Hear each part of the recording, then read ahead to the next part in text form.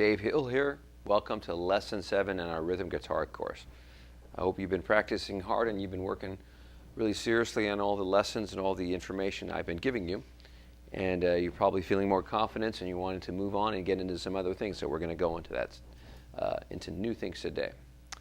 So, and make sure that you go back and review some of your lessons too, because there's always information that you might have skimmed over, or maybe you didn't catch the first time, so you might want to go back and review some of the lessons as well. Okay, so you remember in all the open string chords that you've been working with up till now,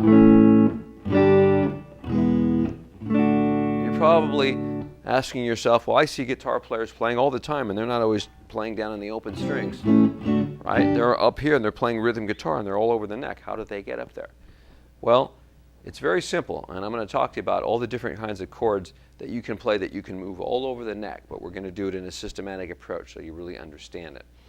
But one of the first chords that I'm going to show you that you'll be able to play up and down the neck will relate to the open E chord that you've been playing. Right? So far all we know is the open E and maybe the E7 chord that we've been playing. Okay? But I want you to look over at my board here and take a look at the open E. You can see what I've written out. I've got the low E are the roots of the string. The low E and the high E are the roots. And in fact, that's even a root right there. But fundamentally, it's the lowest sound you can make on the guitar without retuning it. Okay? And that's a great chord on the guitar. That's why it sounds so good, because it's got the lowest resonance of the E string. But what happens now, if you want to make that a movable chord, is really very easy. What you do, instead of playing it like this with your third, second, and first finger, you're going to refinger it like second, third, third, fourth, and second finger, and then move that up a half step. Now, what do you do with your first finger? You've got nothing to do with your first finger? Well, not now. You bar your first finger, right like I'm doing right here, and now you have a movable bar chord. Okay? And so we don't have to worry about just having the key of E now for this pattern. We can move to any other key by moving the whole shape up and down. Okay? So that's a very popular chord. And you're going to see that chord all the time when you start paying attention to guitarists on videos and in concerts. You'll see them playing this chord.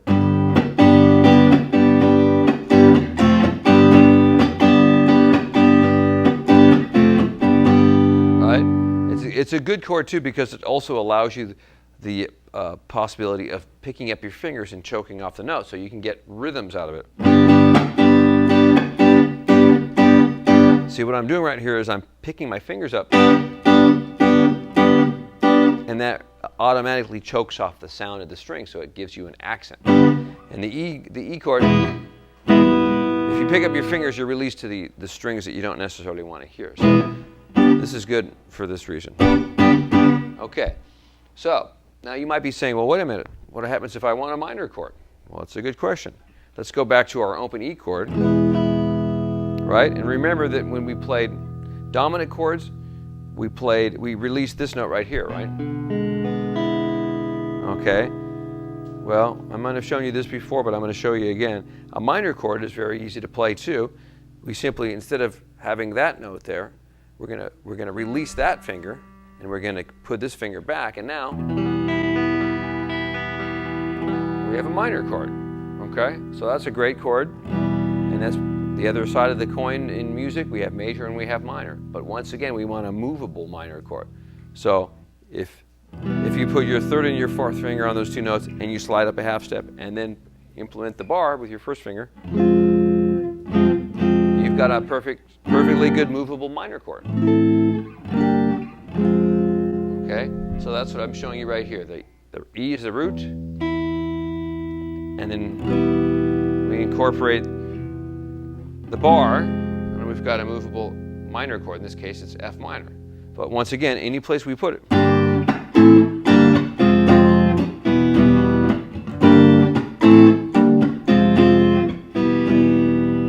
can make it a minor chord too. Okay?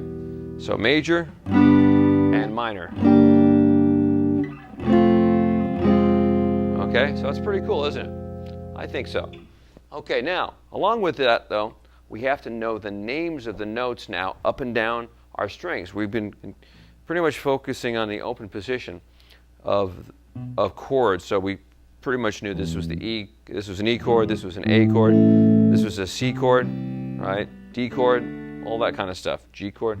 But what happens when we start moving chords up that have the root here on the E string, up and down the E string? We're going to have to know where the roots are. So, all right, so you can see the names of the notes are on the bottom of the E string here. This is the low E string, this is the high E string, but this is what we're going to focus on right now.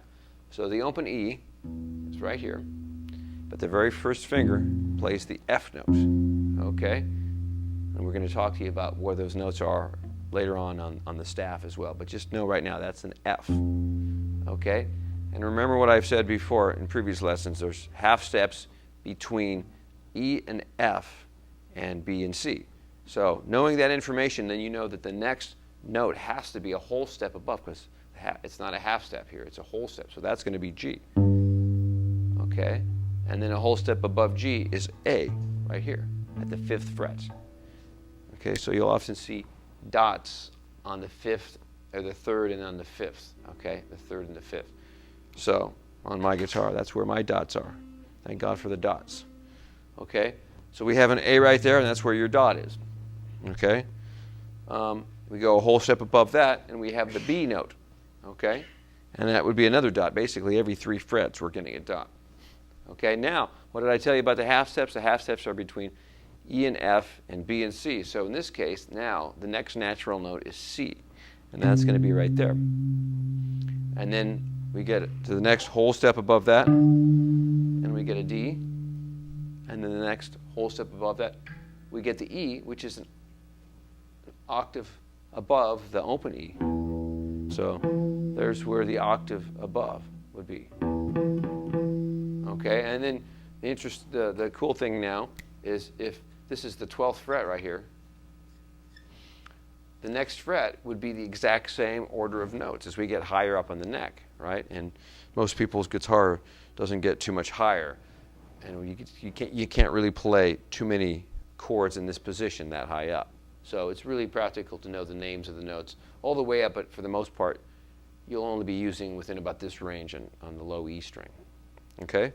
So let's just work out a little bit with these major chords and minor chords and look at our progression right there. And I want you to just play the chords with me and follow the roots along the grid that I've shown you here, the neck, and I'm going to help you out. I'm going to tell you the fret that it occurs on too, okay? So here we go. I'm going to sit down because